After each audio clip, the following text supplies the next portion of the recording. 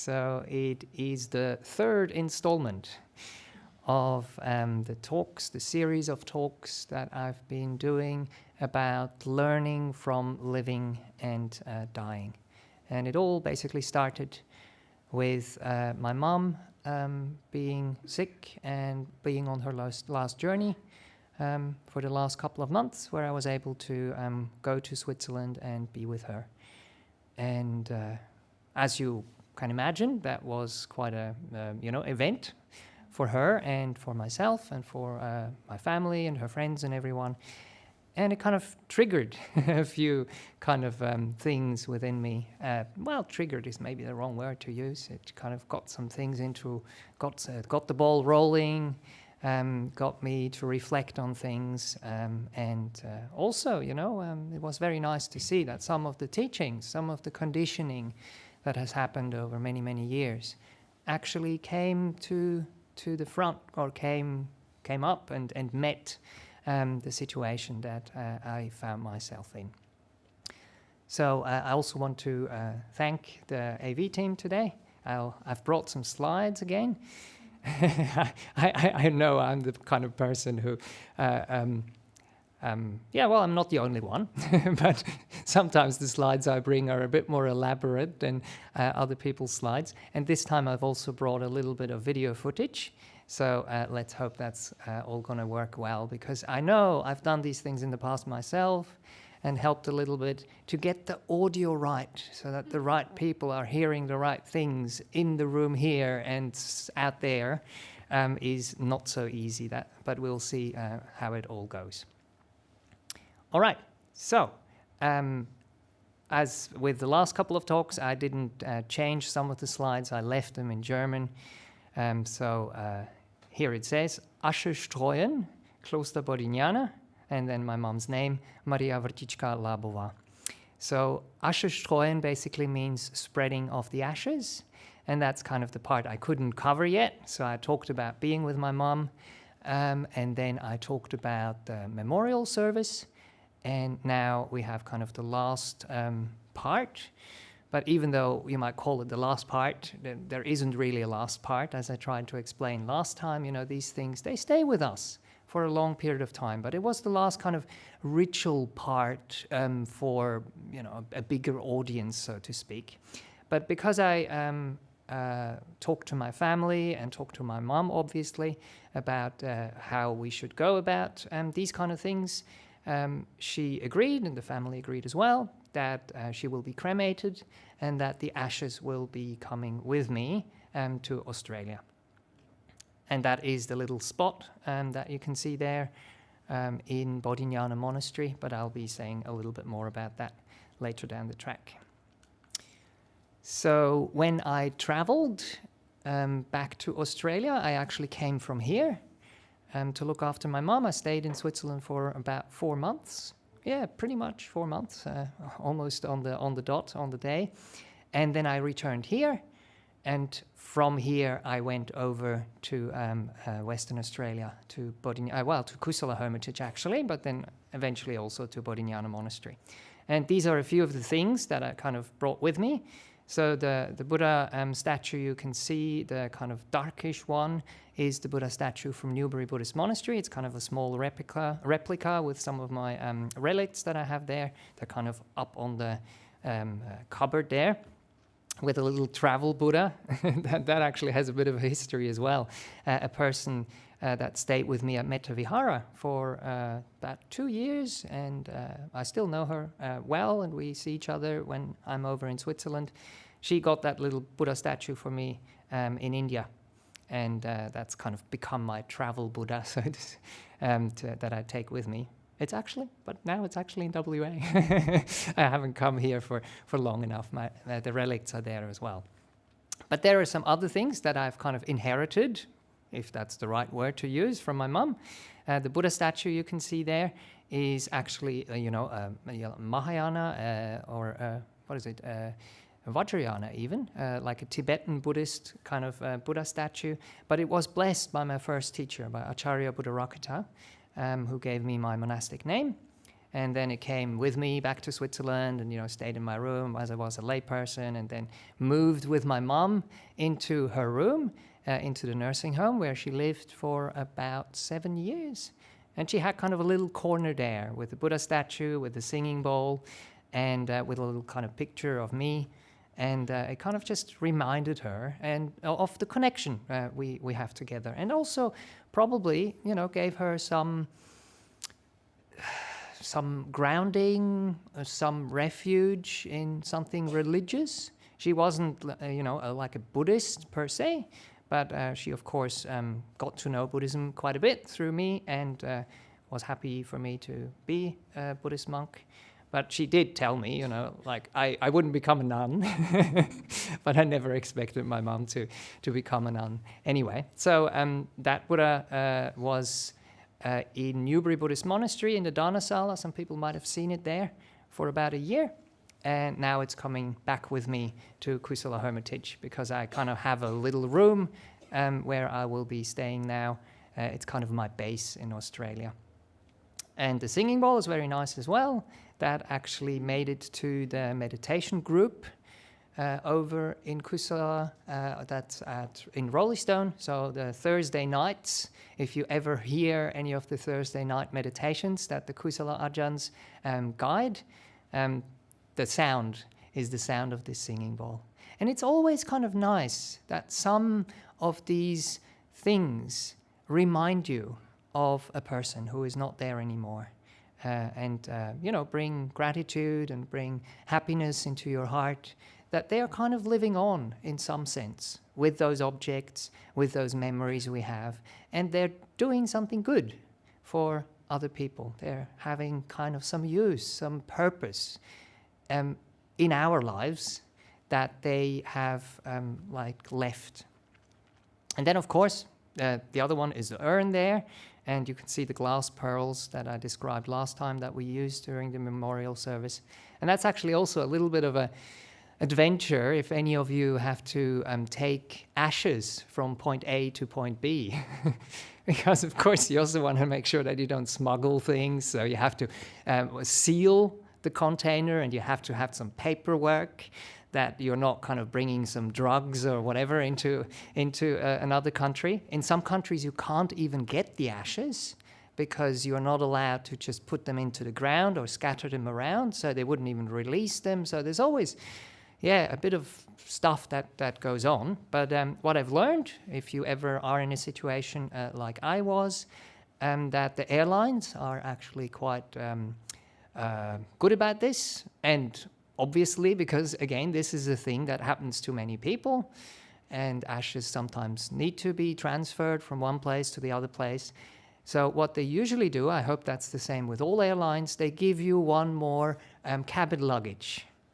So you can't take the urn just by itself, but you can put it into some kind of container. I had a little thing, cardboard thingy, you will see it afterwards, to carry it with me.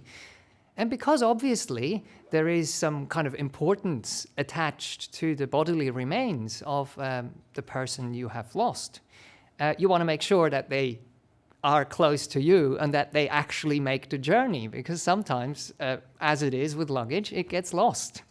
And it's a little bit of a joke. I hope you don't think it's disrespectful, but when I was talking to the people of the airlines and at the airports, because I wanted to make sure that the remains get to Doha from Switzerland, and from Doha to Melbourne, and then from Melbourne to WA. I spoke to a few people just to kind of make sure, and I was telling them, I lost my mom once. I don't want to lose her again. So please make sure that this is actually going to kind of happen in a way that is good for all of us.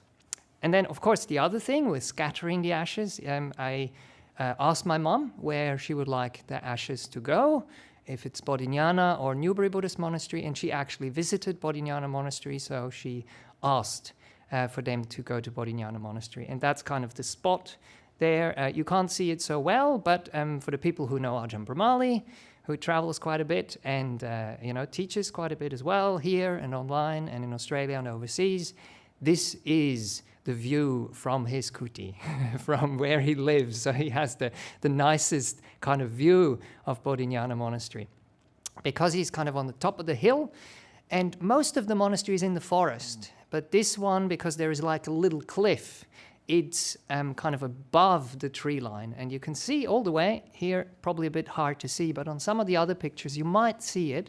30 kilometers in the distance is the ocean. And it's just this kind of little slither of blue, and depending where the sun is, it kind of glistens. And that's the other one, which is a little bit of a joke. Again, I say this with the utmost of respect towards my mum, but as I was scattering those ashes, I was kind of, almost like throwing my mum over the cliff.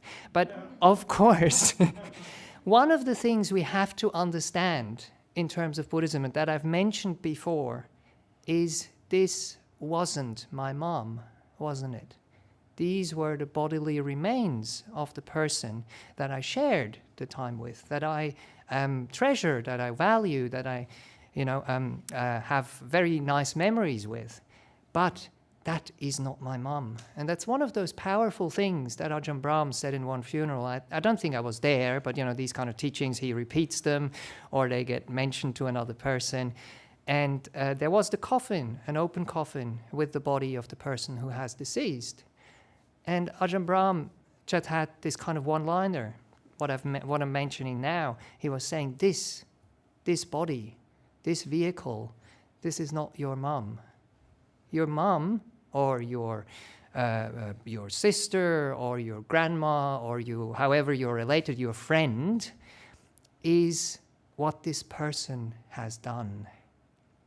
The kamma, so to speak, is what is the important part, or the stream of consciousness. I don't know what the best word is to use for it, and it's a little bit of a crude simile, but I think you kind of get the idea. It's like a car and the driver of the car. There is a difference there, isn't there? But of course we get attached to the car and how it looks like. But what actually matters much more than the car itself is who is driving this car and how they're driving this car. Okay, so a few pictures here from that spot. Here you can actually also see that little cardboard box that they gave me to take the ashes and take the urn with me. And I was very fortunate that Ajahn Brahm had some time, and he actually agreed to scatter the ashes together with me and with some other monks who joined into the ceremony. And it was a very, very beautiful ceremony. So far, I haven't been able to show you too much footage because most of the other things were with my family there as well. And we wanted to respect and kind of protect their privacy, so I didn't show these things. But for this one, it was just me and the monks and the ashes and nature. So I checked once more, and they said, yes, we're happy for you to share this, because I think it gives you a bit more of a feeling kind of connection to how some of those ceremonies might look like or feel like, or even kind of what does it sound like? That's the word. It was a beautiful kind of winter evening or sunset kind of time. It was last year on the 14th of July. So in about 1 week, roughly 1 week, it's going to be exactly 1 year. Right, so I have a bit of video footage here, and I first want to acknowledge and thank Ken and Sue, that you might know from the BSW. They happened to be over at Bodhinyana at that time, and they offered to help, to drive me there and to take some pictures and take some videos. And I also want to thank Bhante Chunda, who took the drone out and got some drone footage. And I think that's one of the kind of modern ways, which is very nice, that we can share some of those things with the people who are not actually able to be in a certain place. Australia and Switzerland and Czech Republic, where my mom originally is from, are very far away and it costs a lot of money. So if you can get some friends together, get some footage together, put it together in a nice way. That way you can share it with them and have them be part of the ceremony to some degree as well. So I'm going to be playing that for you now. As I said, I hope the sound is going to be working. For you to kind of be there a little bit with me, with my mom, with us as well.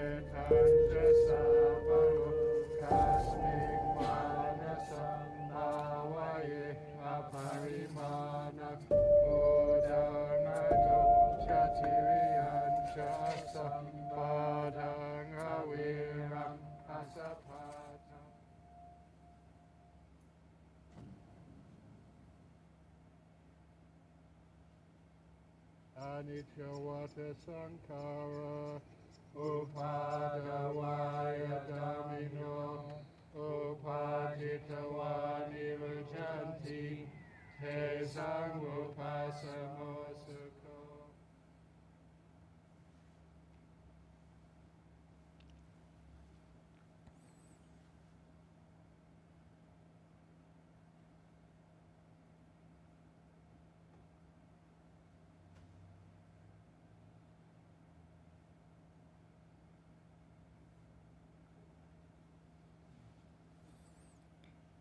Okay. I understand, you don't really have a connection to my mom, but I think, to the ritual and to some people that might have passed away in your family or your friends, you can connect to that. And I don't know how much familiarity you have with what we often do at these ceremonies, but you will have probably recognized some of the suttas, and that's why I mentioned the Metta Sutta before that was used there. And of course, the Metta Sutta has many, many layers to it that we can reflect upon, like the middle part and the later part of the sutta are mainly about spreading love, spreading unconditional kindness, and that is very important towards ourselves and towards the people that have deceased. But I was teaching together with Bhante the first 15 qualities about the Metta Sutta when we were in Malaysia recently, and I thought maybe I can focus a little bit on that and how it actually relates to this ceremony as well, like the memorial service, and then also the spreading of the ashes. And I just wanted to go a little bit into those kind of 15 qualities and why they might be important and how they relate to our lives and to the lives of the people that have moved on to a new life. So the first quality there is being able, sakko. And what does that actually mean? It means to recognize that we all have a certain potential, that we have, as they say in Mahayana Buddhism, the seed of enlightenment, the seed of morality, the seed of so many beautiful qualities in our own hearts. And we have to recognize them, to understand that they are there, and then learn to actually grow them, to nourish them. And one, or actually two qualities here, it's kind of one and two, which is very, very important, is to be upright, is to be honest, is to actually acknowledge what is there. If there are things there that are not so good, that we can put them upright. That's one of those words. Uju is kind of used in the suttas as a stock phrase very often when the Buddha gives a teaching. You will hear at the end it's kind of translated as excellent Master Gautama by some of the translators. You have put upright what has been turned upside down. So this uprightness, this honestness, this understanding of we can make things that are uneven or not straight, we can straighten them out. And that has to do, again, with some effort, some skillful effort, recognizing the ability and then honing our own character, honing our own skills. And then when we have honesty, then we are hopefully also easy to speak to. We're easy to admonish. Suvacho is the word there that we chant in the Metta Sutta. And that is so important, because if we don't listen to other people, what they have to say, if we're not open, then we're not going to change, then we're not going to grow. So it's a very important quality. Of course, it's a question how people speak to us. If they speak to us in a way that is difficult to hear, then it will be a bit harder. But if they do it in a beautiful way, and if we are open, then we can actually grow and learn, which is an important quality. And then we have this quality of being mudu, having a mudu citta, which means having a soft, having a flexible, having a malleable mind. Again, a quality which allows you to learn and to grow. We are not conceited, and we are humble. Because if we are conceited, if we think we know best and we know what's right, and all the others are wrong, then we're not going to progress, then we're not going to learn. And of course, we have to listen to our own feelings and listen to our own kind of understanding of where we're at, but also take into account what comes from the outside. Listen to it, consider it, and if there is something to be gained, something to be learned, please integrate it and learn it. And then there's the more kind of meditative qualities that come in, that lead us towards a mind which is contented, which is happy, which is easily satisfied. And for the monastics, that means that we are easily supported, that we don't have many kind of demands and wishes, that we expect the lay people to kind of, cover for us, or make happen for us. And that we are not busy with duties, unburdened with duties. Sometimes they chant. I don't know what the translation is we have that we chant, but it's not the unburdenedness, what's the word? It's actually the amount of duties which is important as well. Of course, it's great if you have quite a few duties and you kind of carry them lightly and you're able to put them down. But even having too many duties and having too many responsibilities by itself is going to create an environment where it's harder to calm the mind down, to settle the mind, to make the mind peaceful. So it's good to choose wisely how many things we get involved in. And if they are really necessary, if they're really beneficial, if they're really helpful towards what we are hoping to develop on the path. And then we have a certain lightness, because we don't have that many duties that burden us, but we also have a lightness because we live frugally, because we step lightly on this world, because we don't, again, as mentioned before, we don't have too many demands, we don't need too many things to be happy, so we have less things, and that actually shows, when we travel, we have less things to lug around with us. So it's not just a physical kind of thing, it's actually also a mental thing. And then with that lightness, of course, the mind is light and bright as well, and it's easier to calm it down, to calm the senses down, 5 senses which go out into the world. I talked about that yesterday quite a bit for the meditation. So we can let go of these kind of things. We can allow the senses to become calm, peaceful, and quiet. And then out of that stability, out of that quietness, out of that purity, wisdom is something that will arise. That how to do things in our own lives and when we share things with other people.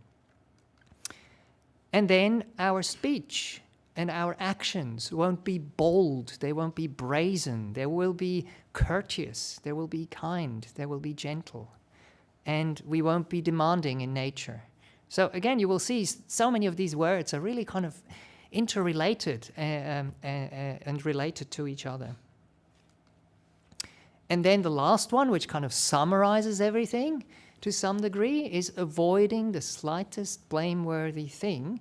And I didn't really have enough space there, but you will know from the chanting, it's that the wise would later reprove. So, what would the Buddha have to say about some of our behaviors? What would the Aryans think about it? Is it really skillful? Is it really helpful? Is it really inclining our hearts in the right direction? Or are we actually inclining in a direction which is not so helpful, which is actually harmful, which is not so beneficial? Right, so 15 qualities of the Metta Sutta. But how does that actually relate? So it relates to what we develop within our own hearts, and when we do it, we can share it, we can dedicate it to the people that have passed away, we can share it with the people that we are still with, and for me, it's kind of like a roadmap.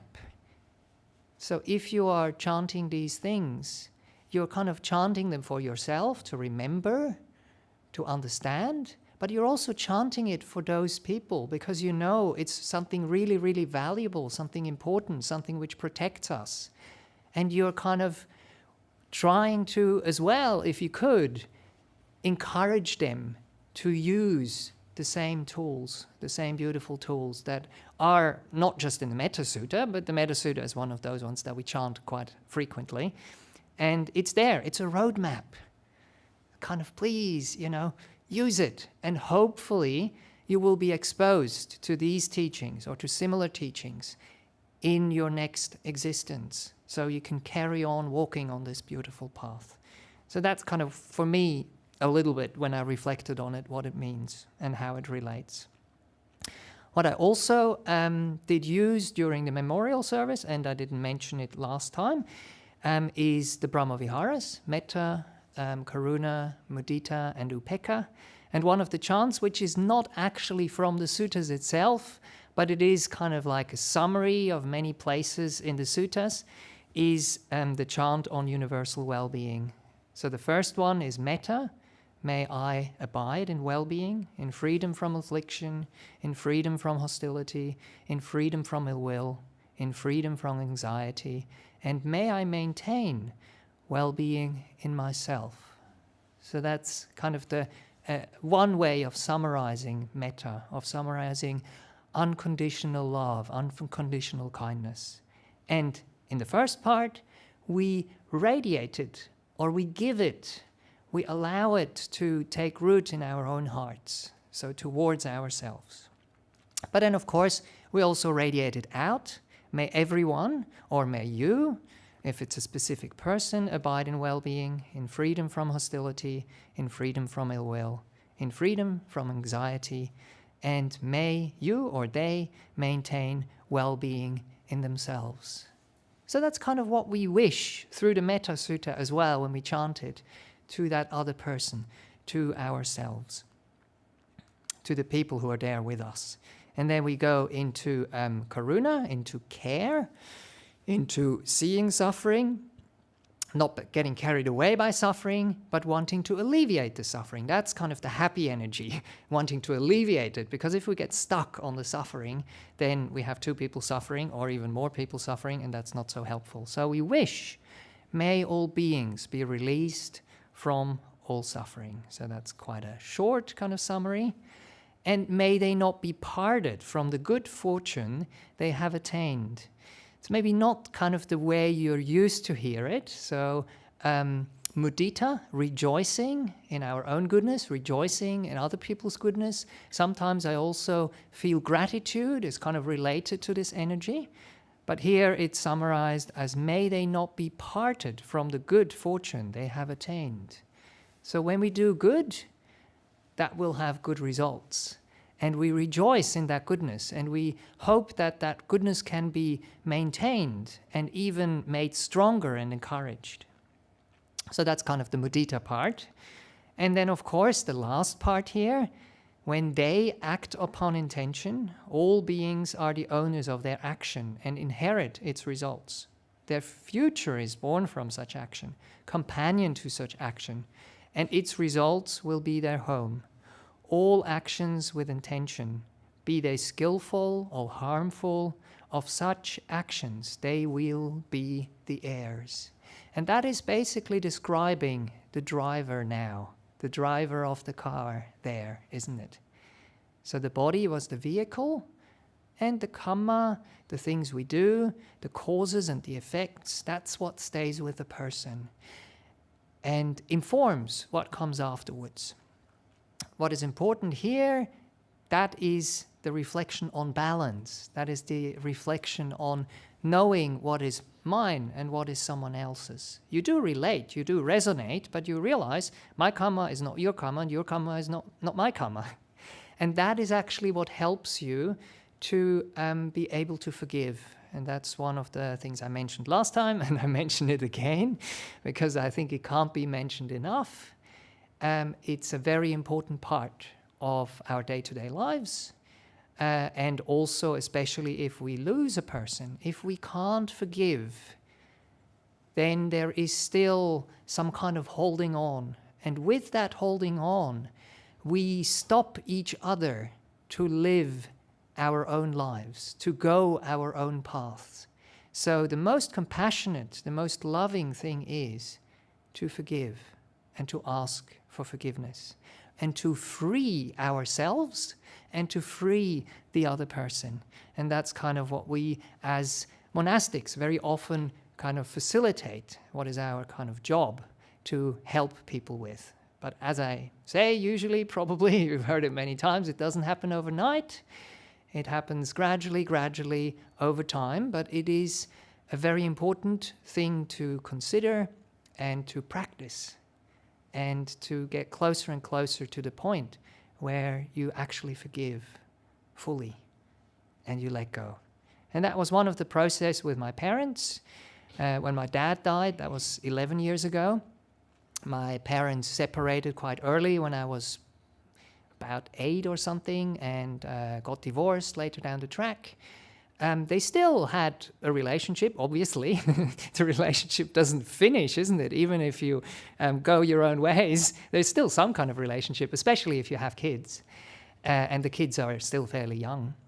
So I encouraged my mom when my father was dying, and I was there with him for the last 2 months, I think it was for him, to make a little book, like they do in Sri Lanka. You know, they do a book of all the good deeds that a person has done to remember or to remind the person of that. So I did something along those lines, but slightly different, and I wanted to encourage forgiveness.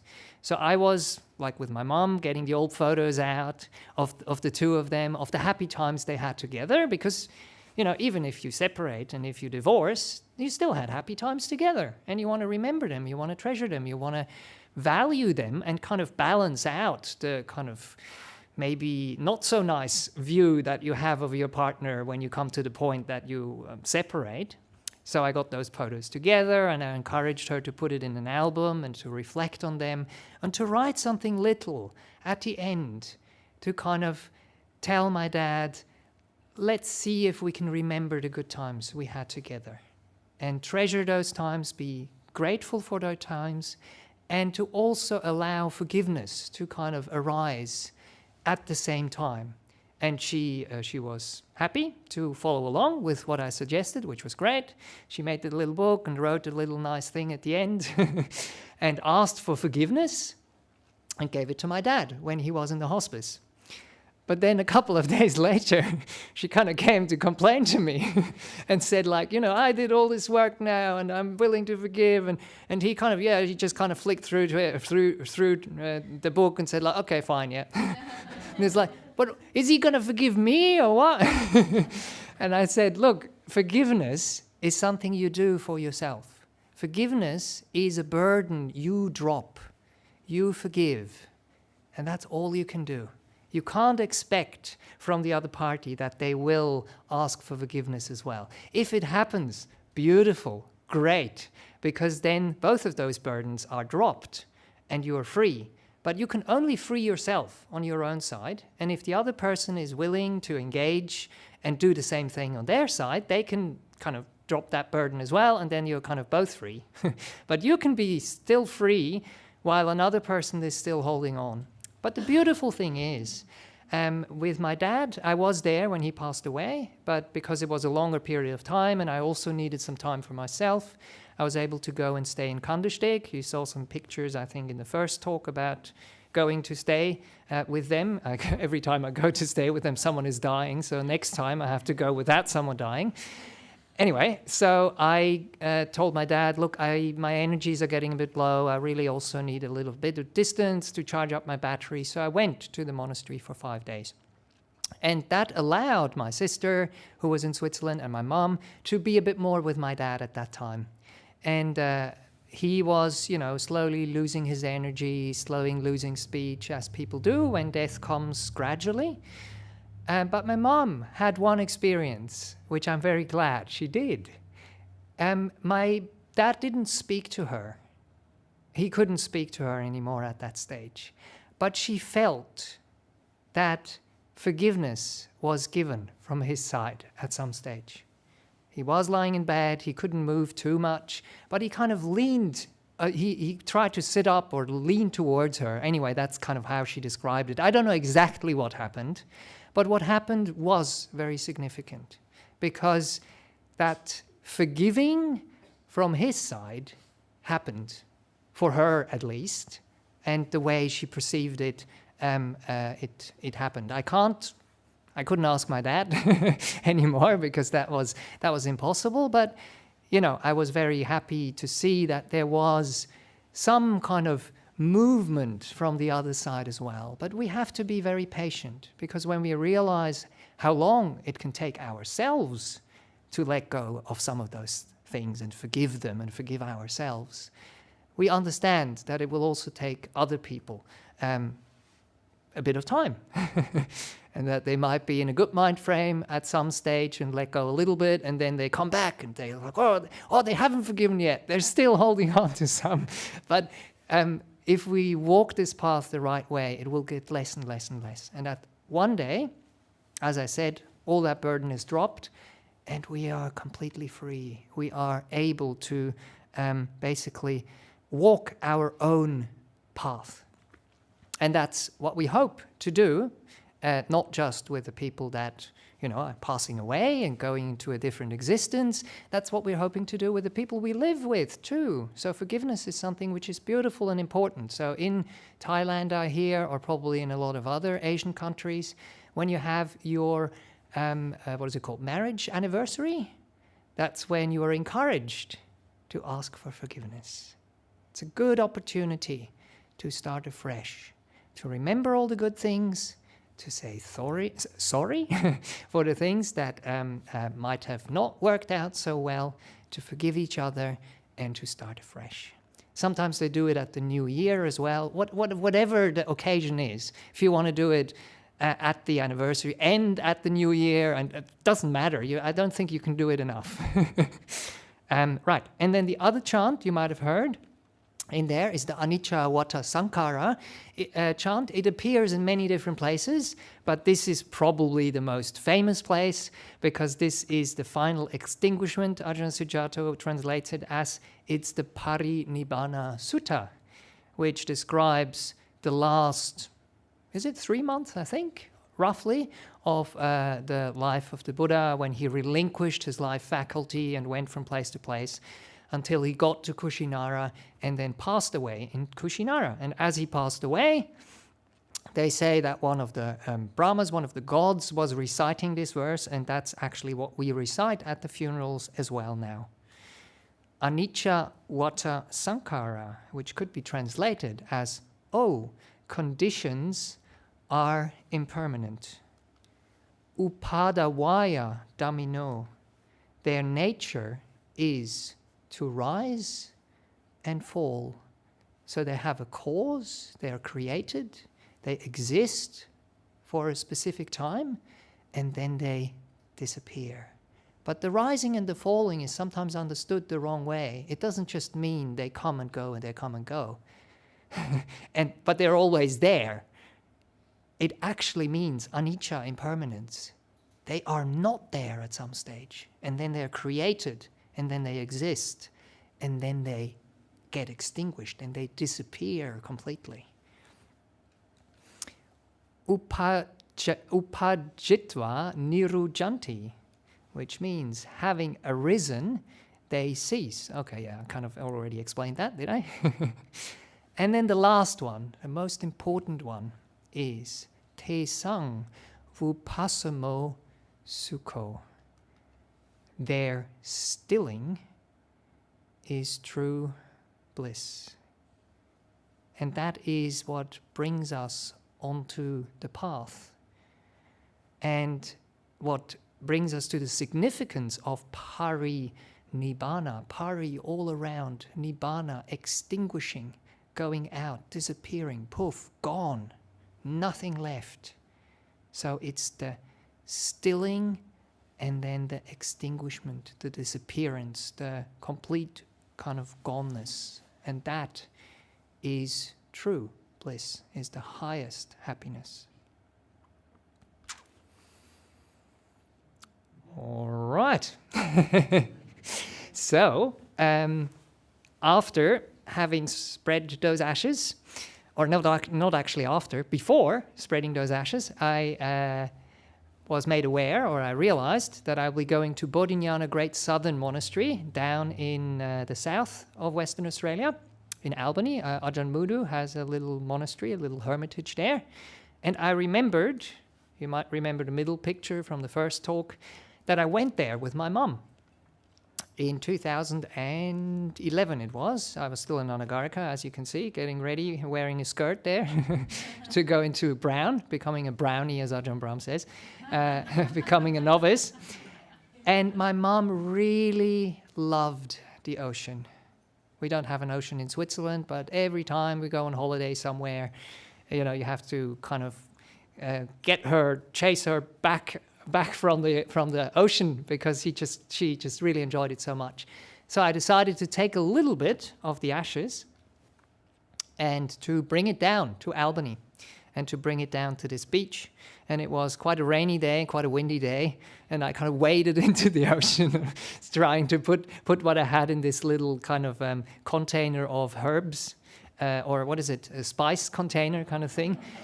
Put it into the ocean. It was just going all over the place, and I was getting wet from the rain and wet from the waves. But it was very fun, and I felt it was nice to kind of put a part of the bodily remains of my mom into the ocean. And that's one of the things that I also mention to other people, and that Ajahn Brahm mentions a lot. The body belongs to nature. And when we spread the ashes, when we bury the body, what we do is we return to nature what came from nature. And I think that actually resonated with a lot of people too, that I shared the video with, or that I talked about this, that are not Buddhist at all. I think it's a concept that we can all understand. Right, so that's another picture of the ocean there from the top. And that is my mum. And we, by the way, actually spread my dad's ashes as well in Switzerland. And this is an interesting thing. I don't know why, but he was a doctor, and he used to give lectures at a university in the French-speaking part of Switzerland. And he used to take the train. And as he was taking the train and looking out of the train, he saw this place again and again and again. And years before he even passed away, he told me, this is where my ashes are going. I don't know why, but he just had a connection to this place, to this little kind of shed with a little bit of wood and the little forest behind it. So we were kind of going like, oh, shall we tell the people that are living there? And then they say, oh, we can't do this. And what are we going to do? And we just decided in the end, like, we're just going to sneak up into the forest and just put the ashes into the forest and sneak out again. Because it's putting nature back into nature, isn't it? I mean, it's not something... I mean, some people might think, the ghost is going to haunt this place, but... well, I haven't heard, and I hope no one is going to write to me. It's like, that's where I'm living. Now I finally know what happened 11 years ago. Anyway, so that's where he wished to have his ashes put, which we did do according to his wishes. Great. Yep. Then one last thing there, maybe. I'm seeing time is already ticking again. My dad had these two kind of plastic figurines that were like maybe about this big, and it's of a doctor and it's of a nurse. So my dad was a doctor and my mom was a nurse, so in that respect they had some significance. Can't quite remember. I think my brother, or was it my sister? Someone got them. They're now in their kind of bookshelf somewhere. But I was reflecting on this when my mom passed away as well. Now we have lost both of our parents. And what does that actually mean? Of course, it creates a hole. Of course, it creates a loss. It creates a sadness. It can create grief. But it is a natural part of life that we will lose each other on some stage. Of course, it's different if we lose our children, for example, before we pass away, which I hear is the most difficult thing to accept and to work with and to live with, basically. But as I was reflecting on this, it's a little bit like a chapter of life that finishes. And it's a natural way of the chapter finishing. It's like when you go to school and you learn, you have your tests, and then you pass your tests, and you graduate, and you leave the school with all the things you have learned, but you don't return to the school. You might go there every now and then and just kind of have a look at the buildings, but you're not a student anymore. You kind of, okay, this part of my life is finished now. I'm free of study, but I'm taking all the learning with me and applying it in life. And then when you live with your parents and you move out of their house at some stage, it's another chapter which kind of closes. You move away, you are with them less frequently. They're still there, but you have graduated to some degree. You are freed from each other. And as I reflected when both of my parents passed away, of course, our elders were gone that we looked up to and that taught us and that helped us. But it was also some kind of like graduation. Now I'm responsible myself.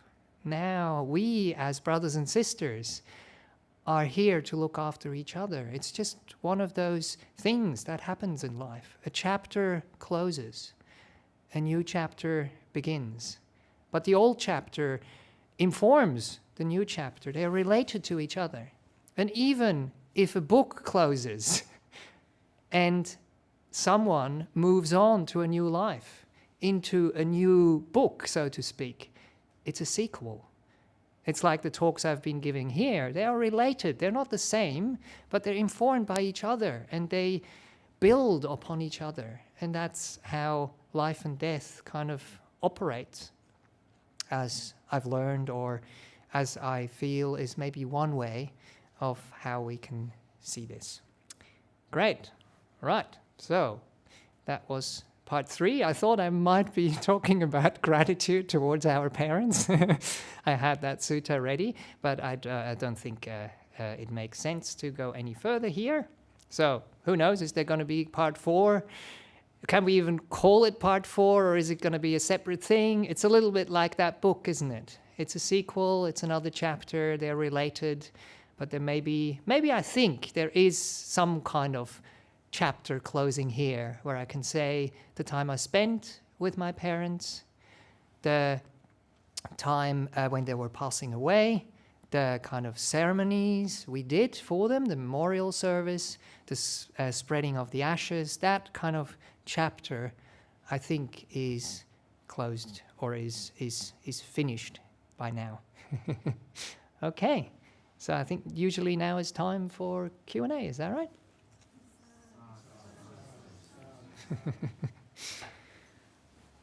Right, let's see what's there. I hope, again, some of those things are helpful for you. Please understand, this is my own experience. This is how I've handled it together with my family and my friends and myself.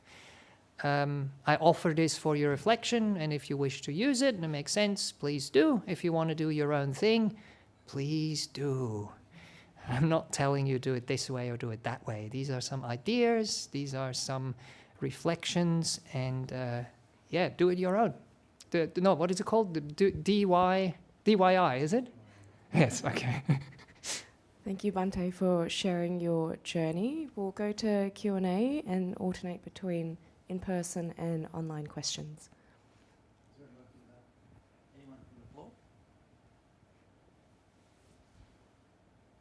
Okay, all good, seems. We've got a question from our online audience, from Richard. According to the suttas, one can only repay their parents by establishing them in virtue, Yes. generosity, wisdom, and faith. Yes. But according to Ajahn Brahm, one cannot teach his own parents.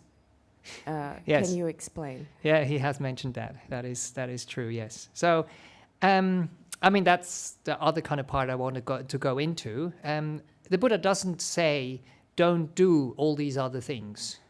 Don't, look after your parents and make gifts to them and financially support them and all these kind of things. He doesn't say like, oh, don't do this. There's no worth in this. But he just points out that our parents have been very, very instrumental in our lives.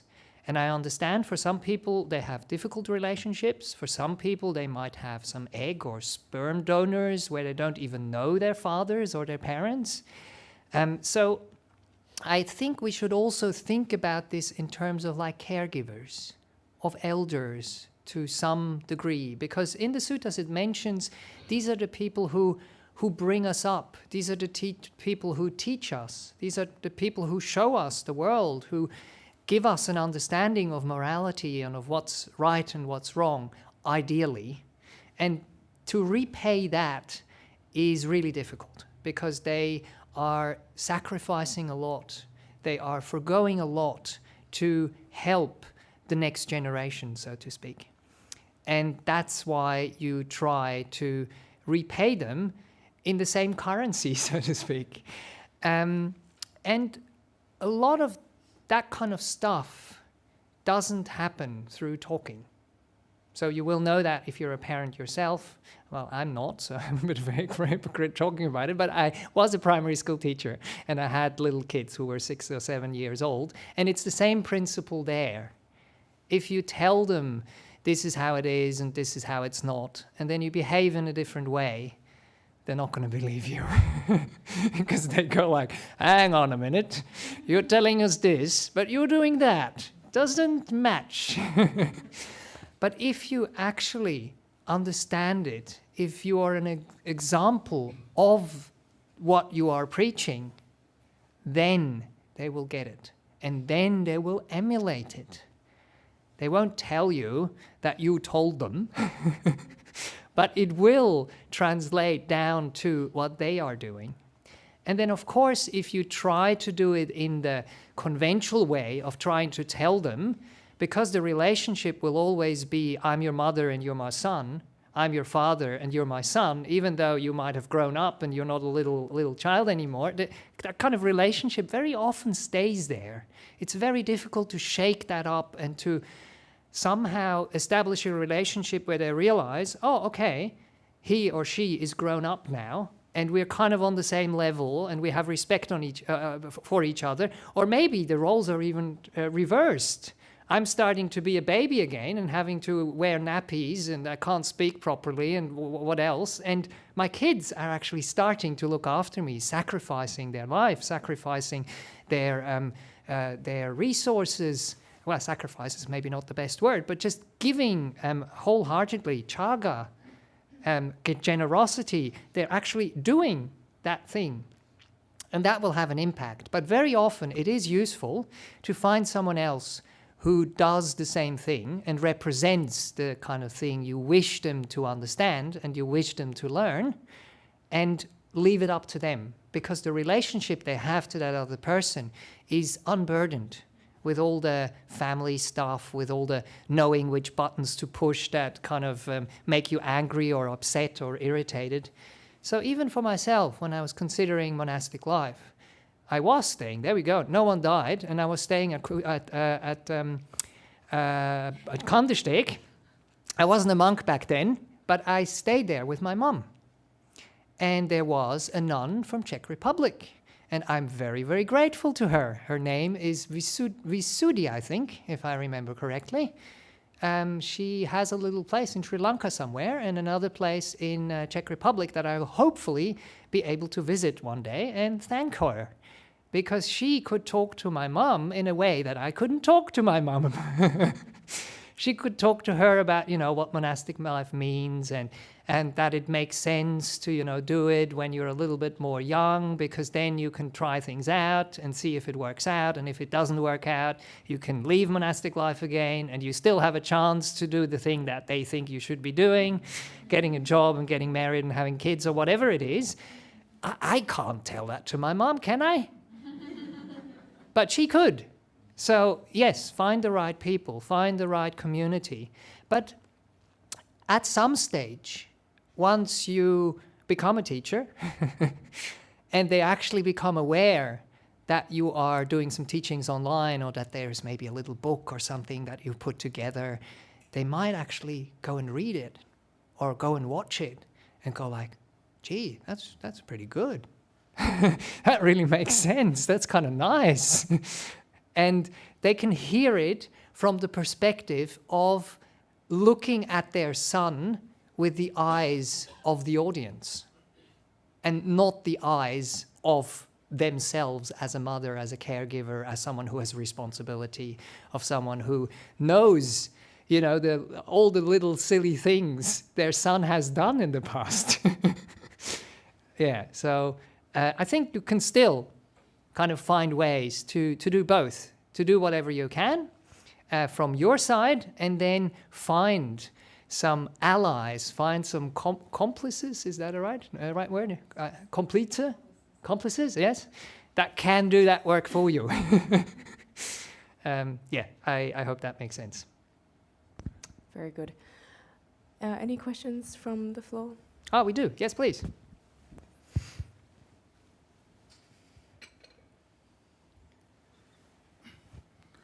Ajahn. It's interesting that nowhere in Buddha's teachings, Sorry, what in the Buddhist nowhere in Buddha's teachings, Loba? nowhere. Nowhere. Okay, sorry. Yes, nowhere. Yep. Yeah, in Buddha's teachings or suttas, Yep. as he mentioned about the mother, the father, or the stepmother, in a way that I haven't seen anywhere that he has mentioned in great detail. There may be a reason for that. Right. I think Buddha may have seen this as a general natural process, having a mother, father, having a child, and moves on. And I think he may not have done this because more you make it a family unit, it sort of enhances your separate self. And Buddha's whole process is to understand that there is nothing called self. So I think there may be a reason why he didn't mention that. He made it like can you help me? Can you help me a little bit? What do you mean by he hasn't mentioned mother, father? I mean, there is Mata, Pitu. That is general. And it's the right view, there is mother and father, and there is, gifts you return. But that's all generalized. Yes, not but not the kind of, you're talking about like the, what is it called? The biological mother or father, is that right? Yes. Right, yes, okay. Yeah. I'm talking biological mother, biological father, biological stepmother. Right.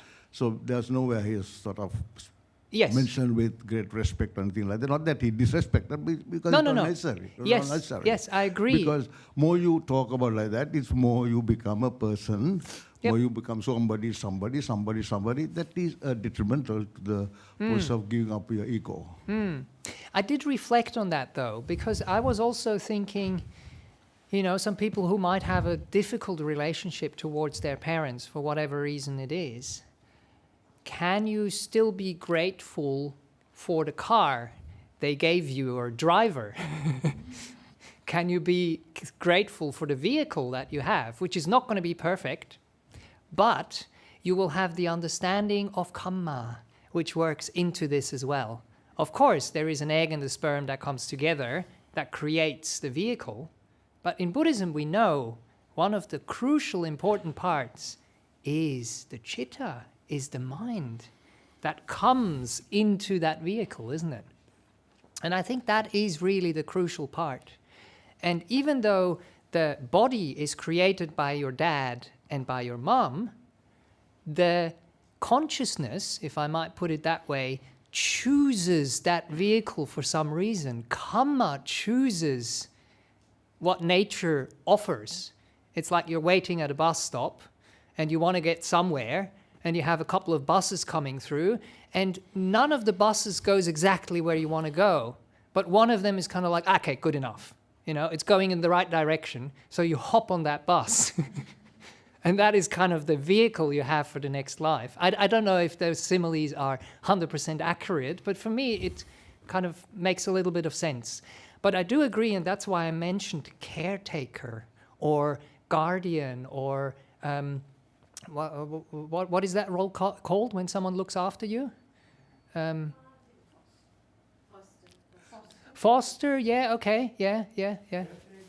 Caretaker, yeah. Or just elder even, I feel is a nice word. And it's just the person who is kind of in charge of giving you as much grounding, foundation, in learning about this world, in learning about what is right and what is wrong. And then I feel that is kind of, as I said, that's what we are repaying. We're giving the same currency back to our parents, but on a little bit more kind of like, in a little bit more Buddhist perspective, where we go like, okay, what do the Buddhists see as virtue? What do the Buddhists see as important to establish on the path on which one we want to walk? So it says in the suttas, they show you the world.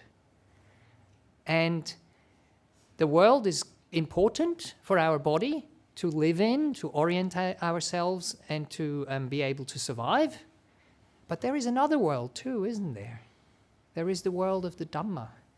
There is the world of walking towards Nibbana. And I think that is kind of the world the Buddha is pointing to there, that we share with them. That starts with dana, that goes into sila, generosity, then virtue, and then, of course, meditation and wisdom. And that's the Eightfold Path, basically. Yep. Yeah, the Buddha's way of leading us to Nibbana is through the dependent origination and understanding the five aggregates of arising. Yep. Not as seeing as a personality. Yes. Yes. Probably have to wrap it up now, Ajahn. Okay. Because you also have announcements, yeah. Is it okay online? Okay, no questions online. So thanks a lot for having me another time. I'll be going back to WA on Saturday. So yeah, maybe we'll see each other over there or when I come back here on some stage. Thank you, Please Ajahn. take care. Yeah, if you like, yeah. Yes, that would be lovely. Thank you very much.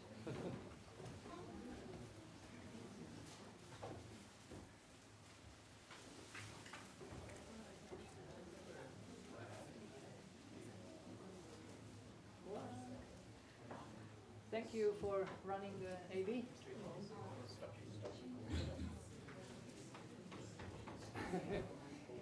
Shrija? Sorry, I don't know her name. Lindsay, that's right. Okay, thanks for running it today. I hope it wasn't too stressful, because it is quite a bit of switching back and forth and doing all sorts of things. But I'm sure whatever went online will be useful to people. So technology is just technology, you know. It's like